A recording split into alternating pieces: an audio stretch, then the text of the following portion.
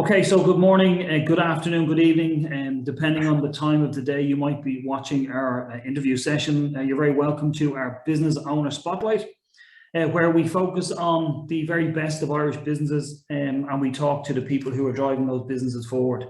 So this morning I'm delighted to welcome Ian Clevett. Ian can tell you exactly what he does and who he is. So Ian, you're very, very welcome this morning. Thanks for having me, Des. It's a pleasure to be here as always with Action Coach. Fantastic, always good.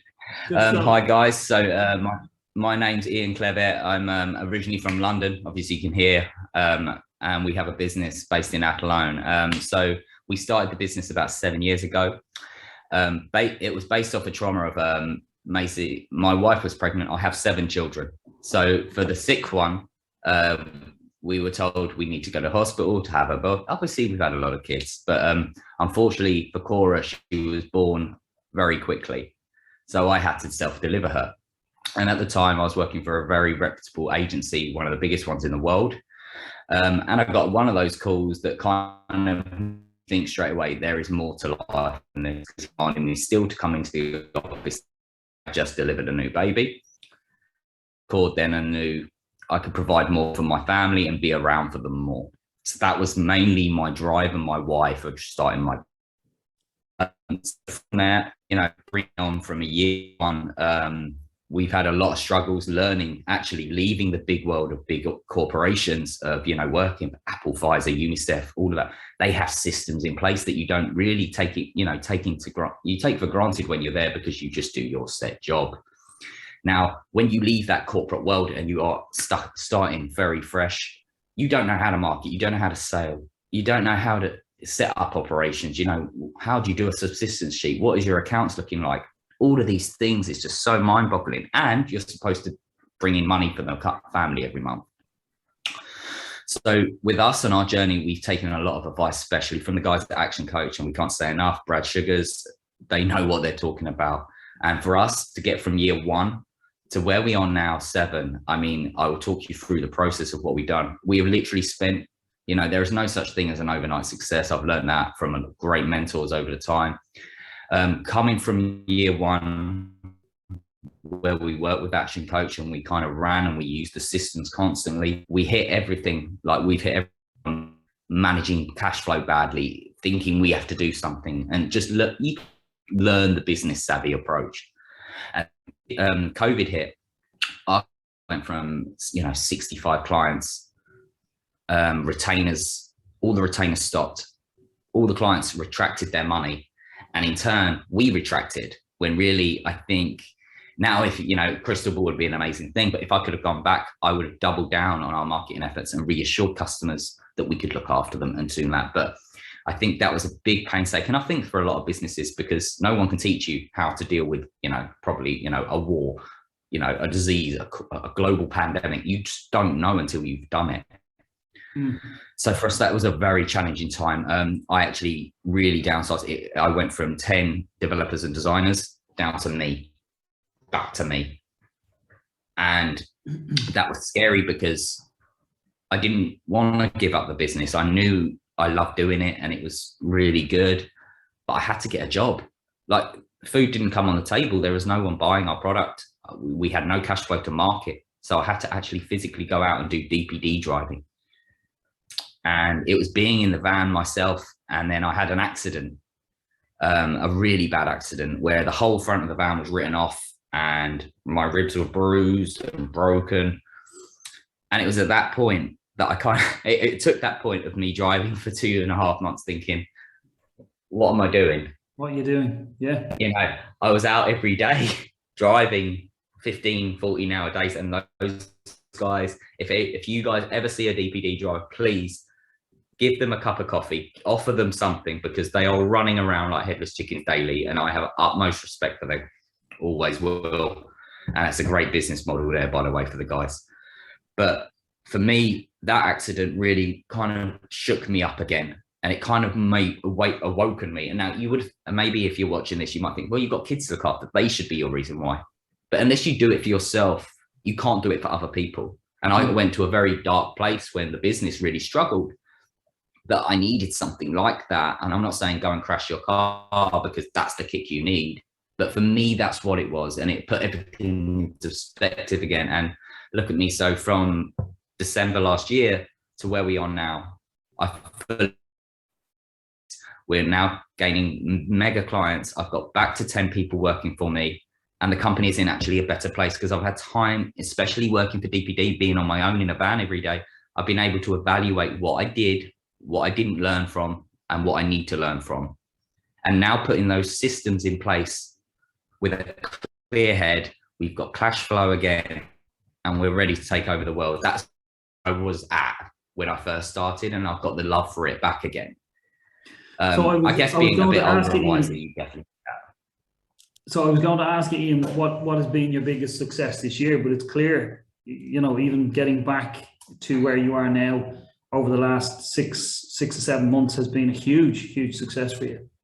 Yeah, I mean, I went from, you know, like yourself, you would never start. I don't advise anyone just to quit their job and start a business. You know, back in year one, that's what I did. When the baby was born, that's what I did. But that is very hard. You shouldn't do that. Maybe keep your job, have something, learn the business area first, learn what you need to do, and really actually use that. If I could go back, again, I would try to understand those big corporations and all their development part, you know, their sales department, their marketing, their finance. I would kind of try and not steal their system, but understand it fully, so I could implement it into anything I wanted to do. Because obviously that's the idea. It's like McDonald's, right? If you and I dropped in McDonald's tomorrow, we wouldn't know how to do it. But those guys everywhere around the world know how to make the same burger, the same fries and everything. That's why they're the best business in the world. Yeah. For me, I think so. Yeah, absolutely. Yeah. That is what I want to do. They certainly sell the most consistent and the most hamburgers because of their system. Yeah. Is it the best burger in the world? Probably up for debate. But, you know, they certainly sell the most because they've got a great system.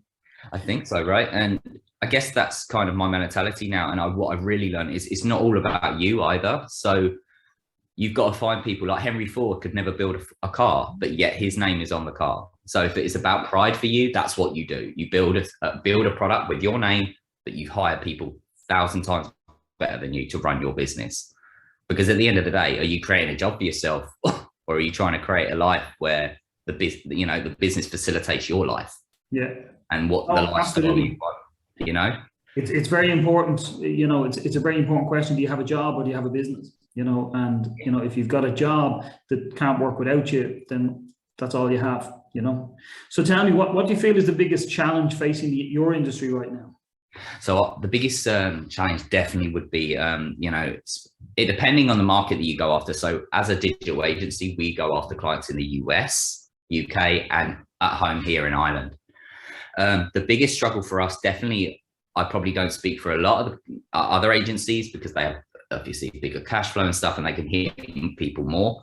But for a company that's like small to medium size, trying to get in the front of them. So even if they've, you know, looked at your marketing, communication, that first step of communication back with them can be a struggle, because Ireland is very traditional and it's in its ways of business, and it's always going to keep that. I think outside the Dublin, it will always be traditional about, you know, recommendations, referrals, how you get, you know, how did you find this lad? Have you used him before? You know, so there's a lot of that still going on, which is lovely, I think, and it keeps the culture of business in Ireland very strong.